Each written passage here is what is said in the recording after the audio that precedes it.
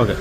പ്രിയമുള്ളവരെ, ഇത് നോക്ക്, നീ എന്തോന്നാ കടന്ന് കാണിക്കാ നോക്ക്. പരീക്ഷയിൽ 2,03,398 പേർ ഉപരിപഠനത്തിന് യോഗ്യത നേടി. ഇനി വായിക്കണമെന്നില്ല, എല്ലാവർക്കും എല്ലാം മനസ്സിലായി. അപ്പൊ നമുക്ക് തുടങ്ങാം. ഒരു കയ്യബദ്ധം പറ്റിയതല്ലേ ചേട്ടാ. അങ്ങനെ പുതിയ മന്ത്രി ഷംസുദ്ദീനും അബദ്ധം പറ്റി. ഇന്നലെ +2 ഫലപ്രഖ്യാപന മന്ത്രി വായിച്ചിരുന്നു. 2,03,398 പേരാണ്. 900 അല്ല സാറേ, 90,000. തുടക്കം തന്നെ പാളിയല്ലോ സാറേ എന്നിങ്ങനെ പോകുന്നു കമന്റുകൾ.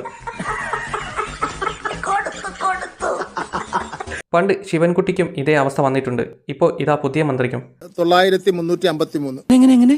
അളിനതൊന്നുകൂടി പറഞ്ഞേ. 9,353. അല്ലെങ്കിലും ഈ 900 തെറ്റുപറ്റാത്തവർ ആരുണ്ട്? പുതിയ മന്ത്രി ആള് ചില്ലറക്കാരനല്ല, നല്ല വിദ്യാഭ്യാസവും വിവരമുള്ള ആളാണ്.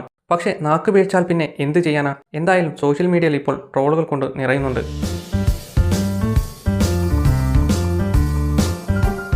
പണ്ട് ശിവൻകുട്ടിയെ കളിയാക്കിയവർ എവിടെ പോയി എന്നാണ് സഖാക്കൾ ചോദിക്കുന്നത്. എന്തായാലും പറ്റിയത് പറ്റി, ഇനിയെങ്കിലും ശ്രദ്ധിക്കണം ഷംസുദ്ദീൻ സാറേ.